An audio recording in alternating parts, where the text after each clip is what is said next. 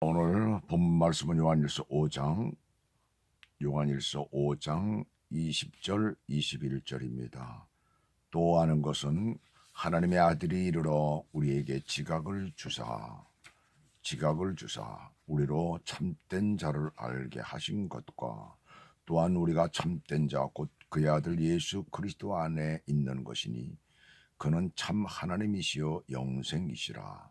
자녀들아 너희 자신을 지켜 우상에게서 멀리하라. 자, 오늘로 이제 요한일서는 끝납니다. 어제는 우리가 믿는 성도가 타락하는 것에 대해서 히브리서 6장 4절에서 6절 말씀을 보충해서 말씀을 드렸어요. 오늘 20절 보겠습니다. 여기에 보시게 되면 또 아는 것은 하고 이제 이렇게 나오고 있어요. 또 아는 것은 우리가 알고 있는 것을 말하고 있죠. 무엇을 안다는 것이에요? 하나님의 아들 예수 그리스도께서 우리에게 오셔서 지각을 주셨다는 거예요. 지각을 주셨다. 우리 한글로는 이게 알지자와 그 다음에 각자는 깨달을 각자죠. 그죠? 그래서 지각을 주셨다.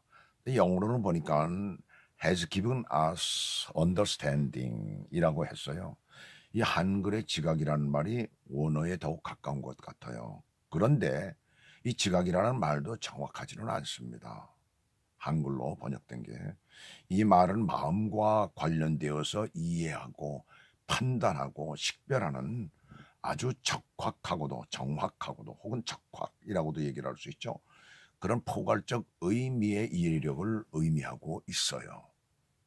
그래서 이 단어는 영주주의자들이 주장하는 어떤 지적인 관념에서 나오는 이 피상적인 그런 깨달음이 아니라 체험을 통하여 체득하는 영적 이해력을 가리키고 있습니다. 그래서 영적 이해력, 어떤 체험을 통해서 이러한 영적 이해력을 통하여서 성도는 참된 자, 즉 하나님을 알게 된다는 것입니다.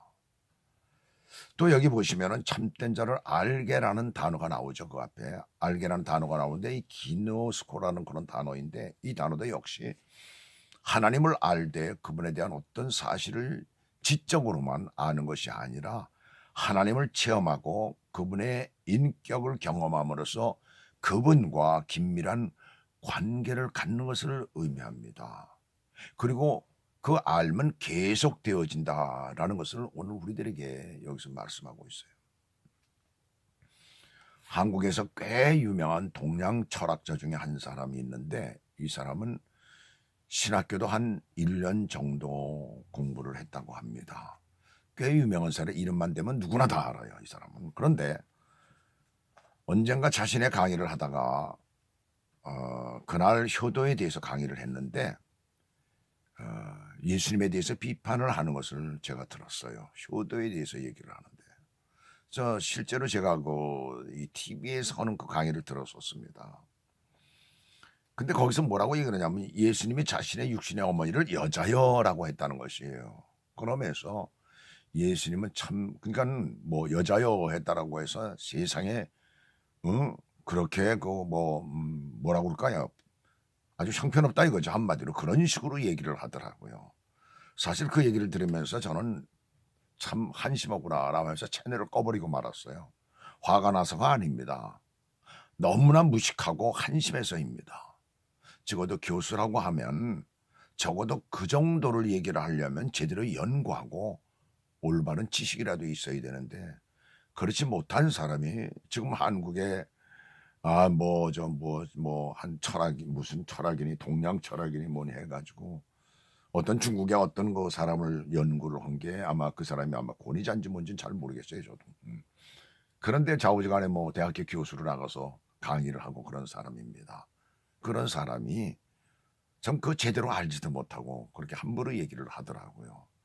이 여자야 뭐예요? 귀나이라는 말인데 그거는 우리 한국말로 표현이 안 되는 단어입니다.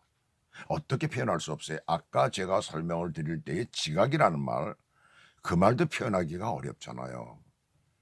이 귀나이도 이 여자애라는 이 말도 표현이 안 돼가지고 NIV 같은 데서는 아예 그 말을 쓰질 않았어요. 그냥 쓰질 않고 그냥 넘어가 버리고 말았습니다. 왜? 영어에서도 마땅한 단어가 없기 때문에 그래요.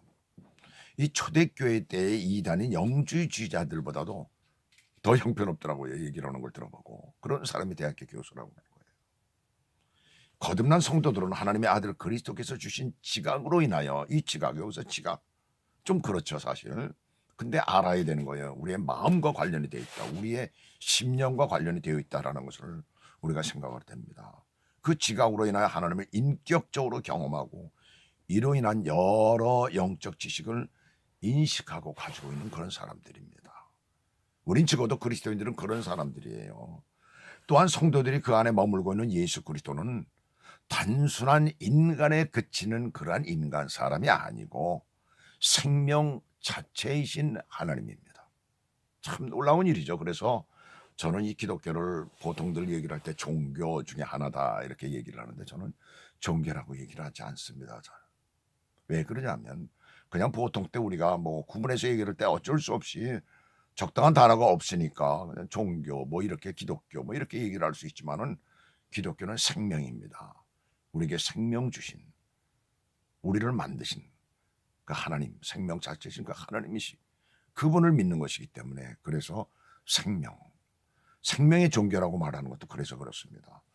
자, 21절 마지막을 보겠습니다. 자녀들아 너희 자신을 지켜 우상에서 멀리하라. 자기 자신을 지키라고 말씀합니다. 자신을 지키지 못하면 우상에 빠질 수가 있어요. 우리 그리스도인들이 날마다 예배를 드리며 날마다 하나님의 말씀을 보며 그리고 참 하나님 앞에 가까이 나오고 언제나 우리가 그렇게 되는 이유 중에 하나가 뭐냐면 우상, 잘못하면 우상에 빠질 수가 있다는 얘기예요.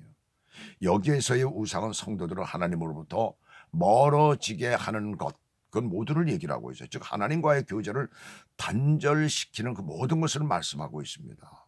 물론 돌덩어리, 쇳덩어리, 나무 조각, 그것들 새긴 것, 만든 것, 거기서 그것 우상이죠.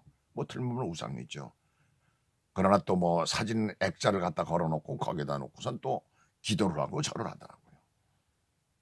그것도 우상이지만은 그러나 여기서 말씀하고 있는 것은 잘못된 사상이나 잘못된 관념도 우상에 해당되는 것이에요. 그래서 오늘 본문에서는 그 당시에 이단인 영주주의자들을 지목하고 있는 것입니다. 이 우상은 사막에 이르게 하는 죄를 성도들로 하여금 범하게 하고 하나님의 구원을 경험하지 못하게 하는 아주 치명적인 이단인 것이에요. 바로 그것이 우상이라는 얘기예요.